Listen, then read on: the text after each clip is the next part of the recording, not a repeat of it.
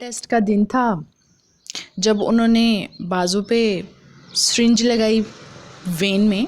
पहले तो when he नहीं मिल रही थी और जब वेन मिली और उन्होंने सिरिंज लगाई तो खून ही नहीं निकल रहा था। आपके साथ ऐसा हुआ है? हुआ होगा। एक बार मेरे साथ भी हुआ था और मैंने एक दो और लोगों के साथ भी होते हुए देखा। तब मुझे आई वॉज अ स्टूडेंट, तो मैंने सोचा कि क्या रीज़न हो सकती है, ऐसा क्यों है, मेरी बॉडी जो है वो ठीक ठाक फंक्शन कर रही है फिर भी ब्लड क्यों नहीं निकल रहा, और मेरी सेहत भी ठीक है। और जिन लोगों को मैंने देखा उनकी सेहत मुझसे भी ज़्यादा ठीक थी, बड़े एक्टिव और बड़े ठीक सेहतमंद लोग थे।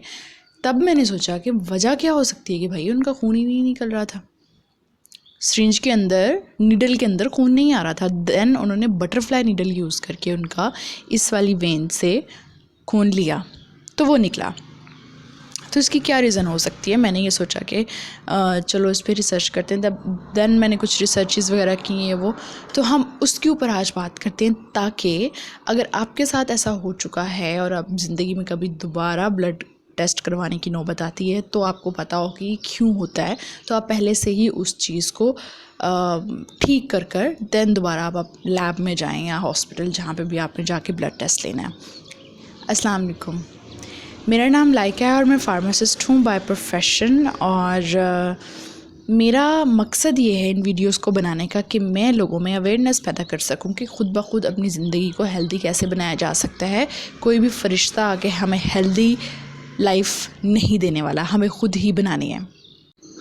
शायद सबने नहीं, लेकिन अक्सर लोगों ने ये देखा होगा हॉस्पिटल्स में या लैब्स में जहाँ पे टेस्ट होते हैं कि वो ये कहते हैं कि पानी पी के आएँ, पानी पी के आएँ। ऐसा क्यों कहते हैं? क्योंकि डिहाइड्रेशन जो होती है ना, एक बड़ा कॉज है। यहाँ पे लिख देते हैं साथ साथ ताकि नोटिस करना आसान हो कि डिहाइड्रेशन एक बड़ा कॉज है वेन के ना मिलने का, क्योंकि वेन जो है ना वो पूरी तरह फुल नहीं हुई होती हैं, इस वजह से वो मिल नहीं रही होती हैं, और मिलती नहीं है तो ब्लड को निकालने में थोड़ा मुश्किल होता है।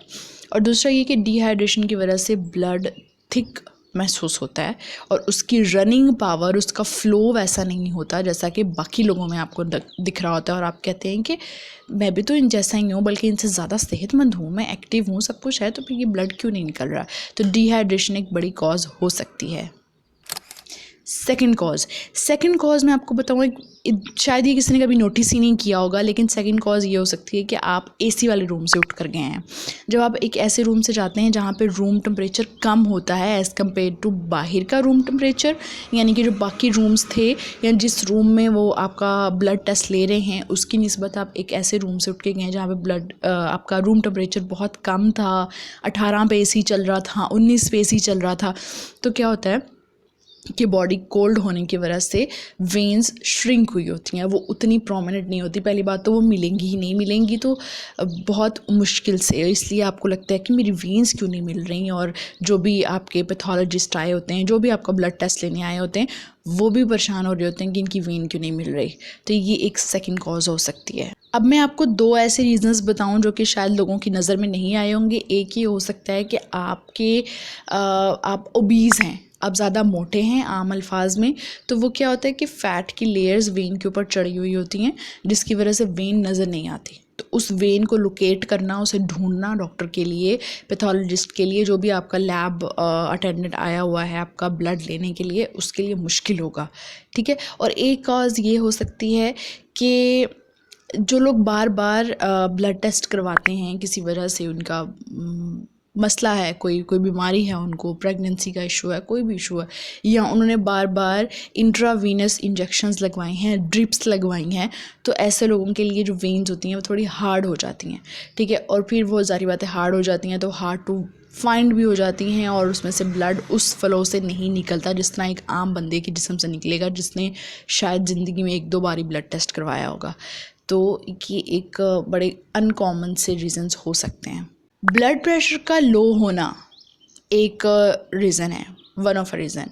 वो ये है कि ब्लड प्रेशर लो जब होता है आपका, यानी कि आपने, मतलब आप सिंपल अल्फाज में ये कह लें कि आप कुछ खा के नहीं गए थे लैब में, ठीक है। या अगर लैब वाले आपके इंस्टीट्यूट में आए थे या आपके घर आए थे या जिस तरह भी जो भी तरीका है, तो आपको पता नहीं था कि मुझे पहले नाश्ता करना चाहिए, मेरी वेन्स ताकि फुल हो, मेरी बॉडी में ब्लड फ्लो ठीक हो, ये सब चीज़ें आपको नहीं पता था। आप बस सो के उठ के चले गए, मुँह हाथ धो के, और आपने पानी भी नहीं पिया सही से।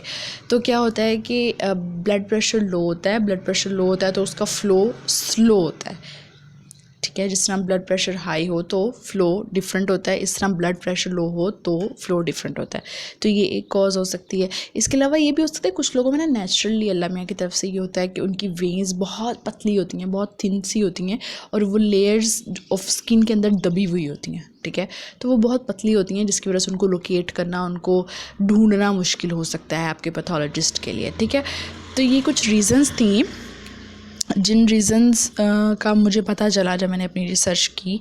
तो इन रीज़न्स की बिना पे आई कैन से कि अब आप ख़ुद अपने मसले हल कर सकते हैं। आपको पता होना चाहिए कि ब्लड टेस्ट के लिए जाना है तो पानी पीकर जाना है, नाश्ता करके जाना है, ताकि आपका ब्लड प्रेशर ठीक रहे और आप नॉर्मल इन्वायरमेंट में बैठें, बहुत ज़्यादा एसी वाले कमरे में ना बैठें, नर्वस ना हो, पैनिक ना हो, कुछ नहीं होगा।